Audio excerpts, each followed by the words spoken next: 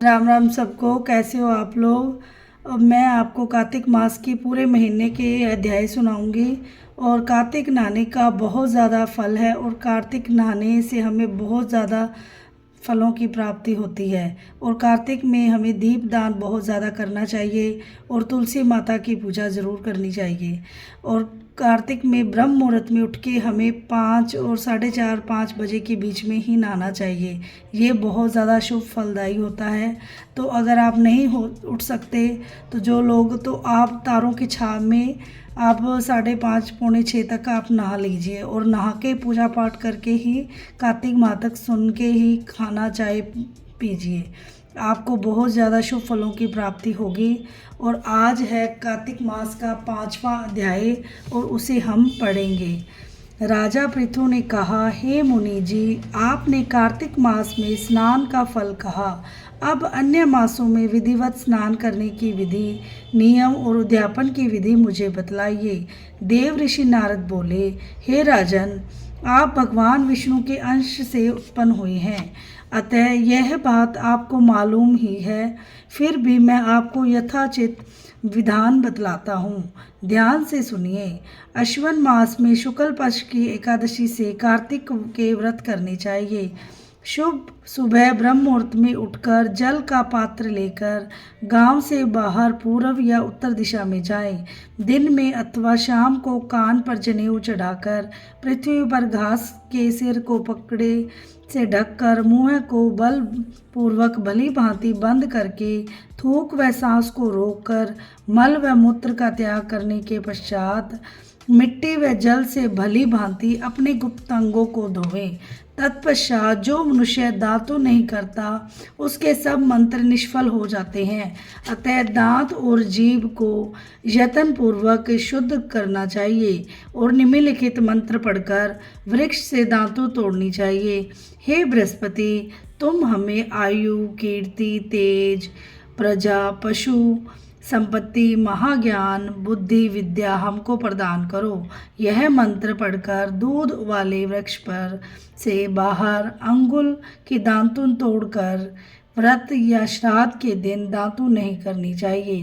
प्रतिपदा, अमावस्या, नवमी, छठी, रविवार को चंद्र तथा सूर्य ग्रहण में दांतुन करनी चाहिए। कटीले पेड़ों, कपास, पीपल, बरगद और निर्गंध इन पेड़ों की दांतुन नहीं करनी चाहिए।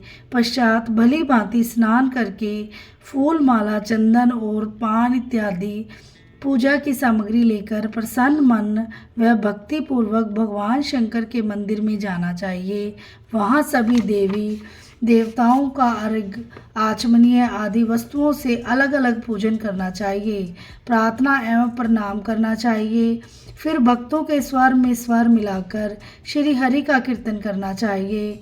मंदिर में जो गायक भगवान श्री हरि का कीर्तन करने आए हो, माला, चंदन, तांबूल आदि से उनका पूजन करना चाहिए, क्योंकि देव स्थानों में भगवत कीर्तन करने वाले भी साक्षात भगवान विष्णु की मूर्ति होती हैं।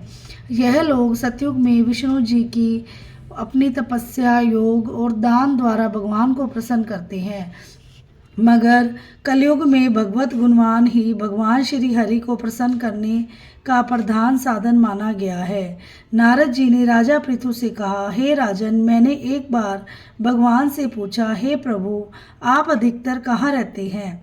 यह सुनकर भगवान ने कहा, हे नारद, मैं वैकुंठ अथवा योगियों में हृदय में नहीं रहता, अपितु जहाँ मेरे भक्त मेरा कीर्तन करते हैं वहाँ मैं अवश्य रहता हूँ।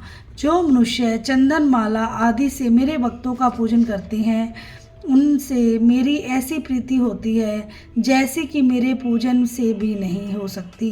शीरीष, धतूरा, गिरजा, चमेली, केसर और कंदार तथा कटहल के फूलों व अक्षतों से भगवान विष्णु की पूजा नहीं करनी चाहिए। अड़हल, कंद, गिरीश, जूही, मालती और केवड़ा के पुष्पों से भगवान शंकर की पूजा नहीं करनी चाहिए। लक्ष्मी के इच्छुक पुरुषों को तुलसी पत्र से सूर्य नारायण की पूजा नहीं करनी चाहिए। जिन देवताओं की पूजा में जो फूल निर्दिष्ट हैं उन्हीं से उनका पूजन करें। पूजन समाप्त करने के पश्चात भगवान से क्षमा प्रार्थना करें। तथा हे सुरेश्वर, हे देव, मेरे पास न मंत्र है न क्रिया है, मैं भक्ति से भी हीन हूँ। जो कुछ भी पूजा मैंने आपकी की उसे पूरा करें।